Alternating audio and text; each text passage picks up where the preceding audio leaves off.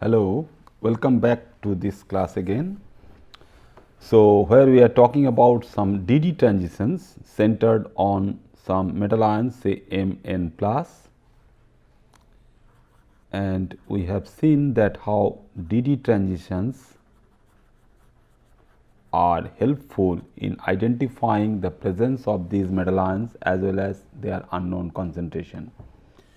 So, these are for the transition metal ions, say for 3D, for 4D as well as 5D metal ions, but their nature will be different as we move from 3D metal ion to 4D metal ion to 5D metal ion. So, the same Mn plus if we can have for the other metal ions, say lanthanoids,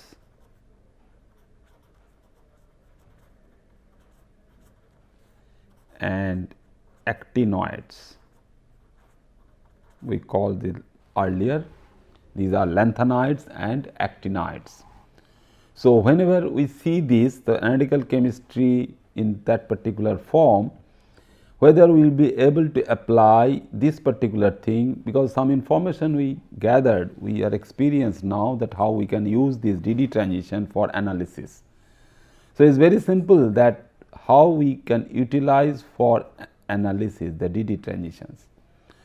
But as per definition, these metal ions in the periodic table, they belongs to the category where we have F electrons.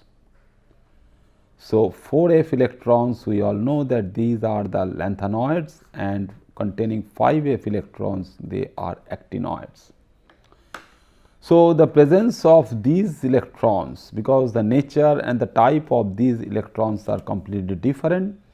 So, we will try to apply our knowledge whatever we have gathered for the DD transitions, for the transitions for the different metal ions which are also colored.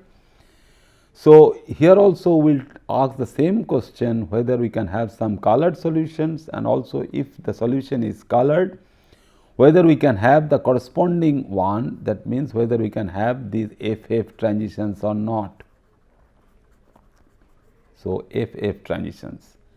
So, these F basically when we go for, so when we after this particular one, so this thing, that means 3D, 4D and all these things we get. So, these are basically the inner transition elements we call. So, these are the corresponding transition elements when we have d electrons, and when we have f electrons we call inner transition elements. So, inner transition elements are nothing but we are having some inner electrons where those electrons are. So, inner electrons are present in all these F levels. So, these inner electrons will be responsible if we at all see any FF transition, but these inner electrons are nicely shielded. So, they are shielded from any external influence of orbitals coming from the ligands. So, these external influences what can have, so shielded from these corresponding orbitals having larger principal quantum number. So, this shielding is there. So, shielded from all these things. So, these are inner electrons which are shielded by the outer electrons, say that of d electrons, and then the corresponding reagents or the species surrounding these things. So, that basically give rise to some good information by seeing the nature of that particular transition. So, these bands for this FF transition, the bands will be narrower. So, they are tend to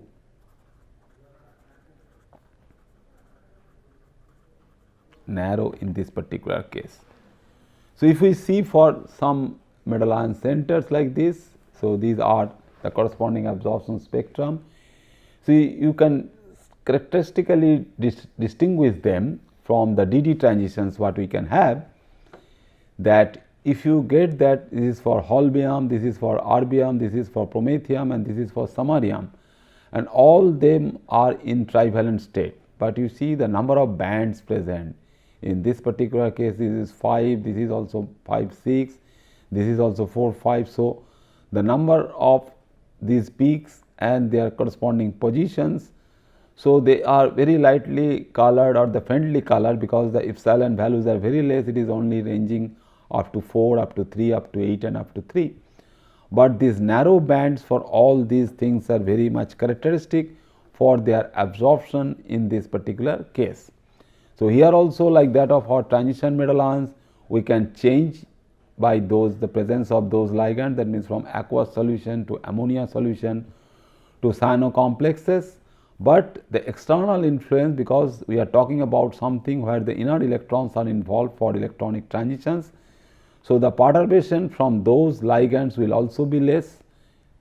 Therefore, again these inner electrons are shielded, so we do not find any such effect in a bigger way for the presence of those ligands, and when those ligands are bound to these metal ion centers. Okay, so these are the things what we are talking about so far about the organic molecules and all these things. Then the metal ions, and metal ions of two different categories, the transition metal ions and the inner transition metal ions.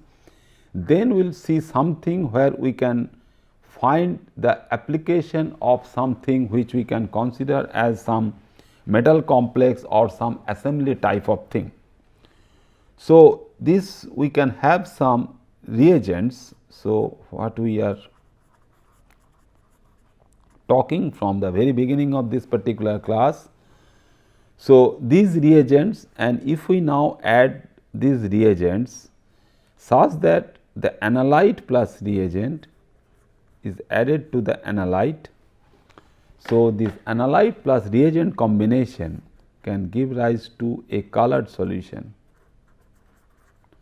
and that colored solution, if that is highly intense one, and we can get a very low concentration range also which can be detected, because if your epsilon value is pretty high, several thousands. So if your epsilon value is greater than say 10,000 or so, and applying the A value epsilon BC. So if this magnitude is pretty high and we have a fixed epsilon value, and to that fixed epsilon value B is also fixed. So we can go down with that concentration. So that means a very lower limit of concentration can be detected by this particular analysis. So electronic spectral analysis will be helpful for this case, where reagent can give rise to a very colored solution, and where the epsilon value is greater than 10,000, and we consider that particular process will have a very high sensitivity. So highly sensitive procedure. So it can have high sensitivity. So we can go to find or figure out a very low concentration regime. So a low concentration regime can be found out by this particular approach. So what would be that approach? So approach is very simple, as we all know that if you have a Fe3 plus, earlier I gave you that particular example, a very well known example, well established example of detection of Fe3 plus by addition of thiocyanate ion giving a blood red coloration. So how that blood red coloration is forming, that we can find it out, and due to this combination this can be considered as the ligand, because it is substituting the 6 water molecules surrounding the ferric ion in the hexaaco Fe3 ion. So hexaaco ferric ion can give rise to 1 by 1 replacement of this thiocyanate ion, but only one replacement, that means one single replacement of that particular ligand can give rise to a corresponding blood red coloration and a very high epsilon value, and we consider those as a charge transfer complex, where some amount of charge, we are talking about the electronic charge transition from the orbitals involving pi, sigma, n, d and f orbitals. But now we consider something, if this particular reagent or any other group which is bound directly to the metal ion center, which have some acceptor level. Now the metal ion centers are acceptor level and these are the donor levels. In terms of the acid base concept, we all know the metal ions are acidic and the ligands are bases. So, that is also a typical acid base combination. Now, in terms of these charge transfer transitions, so for these charge transfer transitions, which can also be abbreviated as CT transitions. So, charge transfer transitions can give rise to something where the electronic charge can be accepted from the ligand to the metal ion center.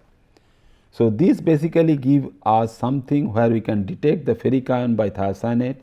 It is also possible to detect this ferric ion by phenolate group, that means PHO minus. So, phenol can also give rise to a coloration, red coloration to the ferric ion, and that can also be estimated for the unknown amount of ferric ion. So, this is the advantage of doing this analytical chemistry, that anything you can identify if you know the product of that particular reaction. So, the phenolate ferric ion reaction can give rise to a colored product that can be estimated because you know the corresponding lambda max and the epsilon max values. And in the same way also, because this is a very good constituent for anything starting from your organic compound, any organic compound in any organic reaction, any biological system, any drug molecule, or even in the biological fluid also. So, the detection of phenol can also be done indirectly in an opposite way by addition of ferric ion or a standard solution of ferric solution to that phenol solution, giving rise to that particular colored medium. Then Fe2 plus, if Fe3 plus can be detected by presence of this thiocyanate and phenolate ion, Fe2 plus can be detected by orthophenanthroline or 1,10-phenanthroline as the ligand. So, which is a very simple ligand N. So, these are the pyridine rings. So, when these two pyridine rings are attached basically, so we get this is known as bipyridine, but again a third ring is there. If it is there, we get a orthophenanthroline or 1,10-phenanthroline group, and through these two nitrogen you have the lone pair of electron. One of the binding of this orthophenanthroline to Fe2 plus center is like this. Similarly, two other phenanthroline unit can be attached over here and here, giving rise to a corresponding compound which is FeL3. So, this can also be detected due to the formation of this corresponding color. Then if we try to identify the concentration of I2 or I minus separately, or sometimes some typical reaction also, because these two are, if these two are allowed to react, is a very simple reaction can take place, which is I SCN2 minus plus I minus. So, this I is positively charged. Okay, so, the formation of these species can also be identified if the reaction between these two can give you some colored species which is strongly absorbing. So, the strong absorption concept can be very nicely utilized for the identification of these ferrous ion also, and these two. So, these two, so any one, again this can be your analyte, this can be your reagent, but these two, if they do not give any color reaction due to the formation of triiodide formation I3, because we all know that the Ki, the potassium iodide solution, aqueous solution of potassium iodide, if it is added to iodine, we get a potassium triiodide formation. So, this particular species can be identified, but if it is not strongly colored, we add some reagent to that, to this analyte, and these two combination can give a color. So, you have all sorts of options. So, if you do not know anything related to the analyte, you try for all these reagent, like the choosing acid base reaction by identifying what indicator will be useful to detect the end point of a particular acid base titration. So, this reagent can give rise to this particular one. So, it should be colored. and we all know that this particular triiodide formation or the addition of this free iodine also, it is the starch. Starch can react with iodine, free iodine also, giving a blue complex. Similarly, it can also react with the triiodide containing this iodide I2 minus. So, this particular species which is quantitatively formed, because if you add excess of iodide ion, all the iodine present over there is formed this I3 minus, which is reacting with the starch, particular one, starch one, and giving you the corresponding blue complex. So, how we can analyze that particular blue complex? So, this we can see. So, this is the corresponding blood red coloration what we are talking about for this FeSCN2 plus. So, the simplistic manner of writing is that simple Fe3 plus is attaching with 1 SCN minus, because this is the aggregation or this is the assembly which is very much applicable for identification as well as quantitative identification of either iron or thiocyanate. So, this is been written as this, but this iron can have also the 5 other positions occupied by water molecules. So, it will have, due to this color, the blood red color, you have the corresponding absorption at 460 or 480 nanometer. So, you have a characteristic wavelength. In that way you can identify, you figure out a particular wavelength where you can analyze this thing. When we utilize the quantitative estimation of all these things, so we can utilize that particular wavelength for quantitative analysis as well. When we go back from ferric to ferrous ion, so in this particular case, in case of ferrous ion, a band is also available, but the position is different, which is in the range of say 540 nanometer. So, this is 480, this is 540 nanometer. So, definitely the color, the red color is a different one corresponding to your thiocyanate one. By looking at the color of all these species, your naked eye can also figure out whether your test tube contains a solution of iron thiocyanate complex or a ferrous phenanthrene complex. So, this will have a different one. So, we will choose this particular wavelength. So, the maximum wavelength, which is corresponding epsilon value, which is pretty high, which is 12,000. So, this 12,000 thing is also interesting to know that this is also charge transfer, but this charge transfer transition is of different type, because we are talking about the ferric, which is the acceptor, and the thiocyanate is the donor.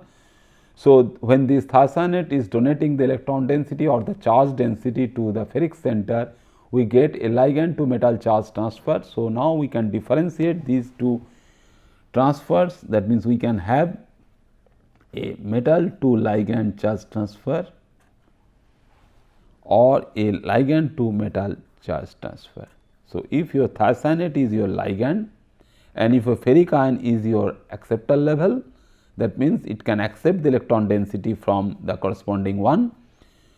We can have this transition from L to M and is the charge transfer transition. Then a third category also is available or is known to us, is ligand to ligand charge transfer transition.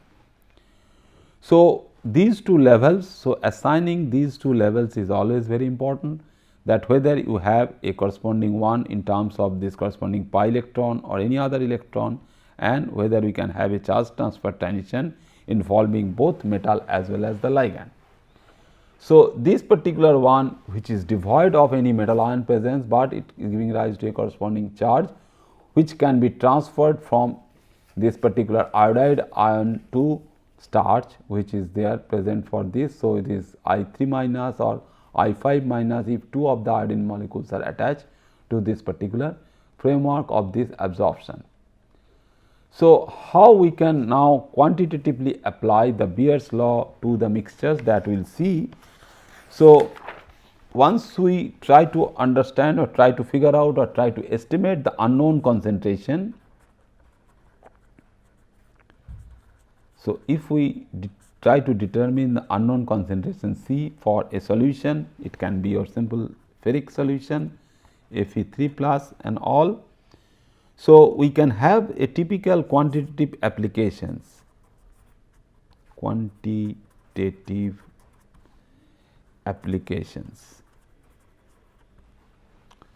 So, these quantitative applications will tell us that this particular methodology, the absorption spectrometry, is useful for its wide applicability. So, it has wide applicability because we can apply it to organic molecules, we can apply it to inorganic metal ions, we can apply it to biochemical species. So, it is a tremendous range of applicability. For a species like that of your beta carotene to hemoglobin, we can analyze any materials like this very sophisticated metal containing species as a computer components to alloys and ores we can analyze. And when the epsilon values are very high, we can talk about their corresponding sensitivity, how sensitive the method is. So, in terms of that, the sensitivity is also very high, because the detection limit, that means what low concentration, this concentration you can handle. If your epsilon max value is very high, as I told you that if it is above 10,000, what we can get, that we can detect a very low concentration in the range of say 10 to the power minus 4 to 10 to the power minus 5 molar solution. Occasionally it is not so easy, only if you have a charge transfer transition, then only you can go down to a 10 to the power minus 4 to 10 to the power minus 5 molar solution. Otherwise, in most of the time or most of the cases, we prepare a solution for electronic spectra. We want to measure the electronic spectra. So, the solution what we can prepare is in the range of 10 to the power minus 3 molar.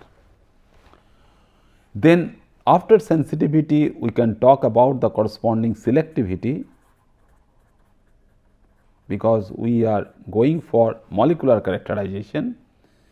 So, the choice of the particular wavelength of the analyte is very important, because we have seen a particular wavelength say 480 nanometer is fine for its characteristic wavelength for the iron thiocyanate complex. So, if you want to measure its concentration at this particular wavelength, so it is this particular wavelength which is useful. So, no other species, if the background is also contaminated with some other species, if the matrix or the environment is contaminated with some other species, but those species will not be able to absorb at this particular wavelength. So, it will also have very high selectivity. Then how good it is in terms of the accuracy. So, in terms of your accuracy, that means how far we can measure in terms of its corresponding relative errors for multiple numbers of measurements. So, in all these cases the relative errors can only range from 1 to 5%.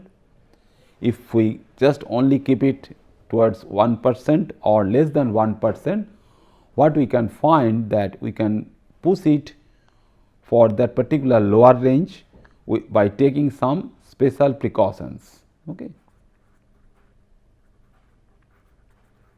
That means contaminations or the errors which are being kept in for this particular solution preparation and the measurement should be avoided. So, we have good accuracy for this particular purpose, and is very easy to make this measurement. So, ease and is convenience also.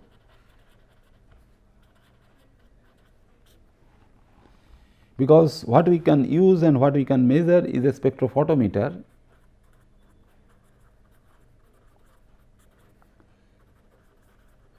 So, a spectrophotometer is being used, or we can use a simple colorimeter or a photometer. So, we have a corresponding photometric measurement.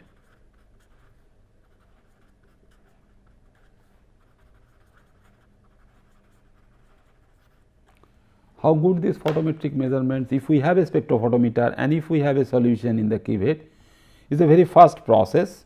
So, it is very easy to measure and is a rapid process also. Once you insert the cuvette in the light beam of the spectrophotometer, you can measure the corresponding absorbance, and many sophisticated and modern instruments are available.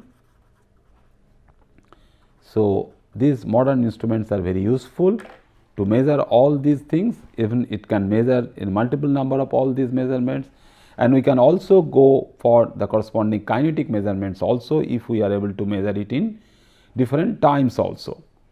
So, to measure this particular C, what we can use? We can use the corresponding Beer's law for the different mixtures also. Now, we are bringing a complicated factor that if we have mixtures, because right now we are talking about the estimation of the iron, putting thiocyanate in that particular mixture, but if we can have this particular one, that means when you have more than one component for this particular species. Suppose we are having some mixture what we have just now seen in this particular class, that we can determine dichromate solution. So, similarly, if we can have a mixture of dichromate and potassium permanganate. So, what we will be talking about in a mixture, whether this mixture is also give rise to a good measurement. So, these mixtures how we can use for two components, components A and component B, where A can be your Cr2O7 2 minus and B can be MnO4 2 minus, and both of them we are relying on charge transfer species, because this particular manganese, we know this manganese having no d electron is the acceptor level and oxygen is the donor. So, giving rise to the corresponding charge transfer transition, intense charge transfer transitions. So, these two mixtures, so we want to determine the unknown concentration of dichromate and unknown concentration of potassium permanganate, but whether we will be able to apply Beer's law for these mixtures or not. So, the measurement at that particular wavelength, that means the measurement where the potassium dichromate absorbing is not absorbing the corresponding potassium permanganate. So, the total absorbance what we will get from there for a multi-component system at a single wavelength is the sum of the individual absorbances. So, how we can use this sum of these individual absorbances, that is very important. So, if your lambda 1 is utilized, if we use lambda 1 for one component and lambda 2 for the second component. So, what we get that particular one, that M is absorbing, it has a maximum absorbance, that means that it has the M has the lambda max at lambda 1, whereas N has the lambda max at lambda 2.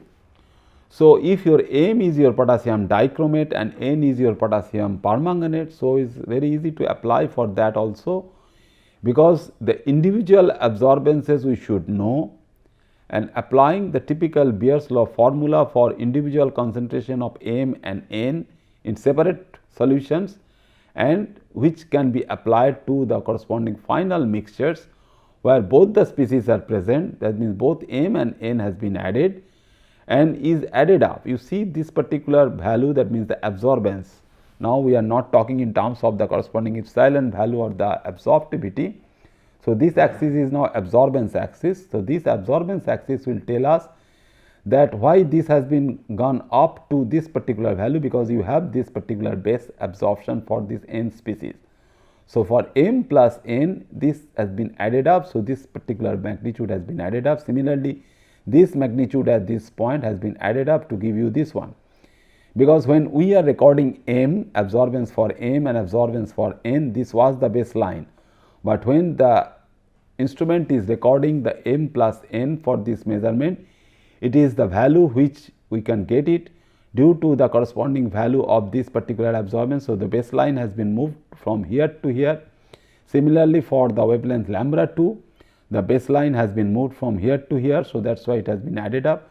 So, we get the corresponding absorbance for the mixture, but clearly it shows that you have an absorbance at the lambda 1 value and also another absorbance at the lambda 2 value.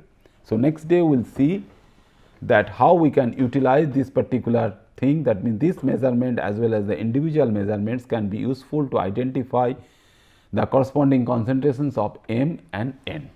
Okay, thank you very much.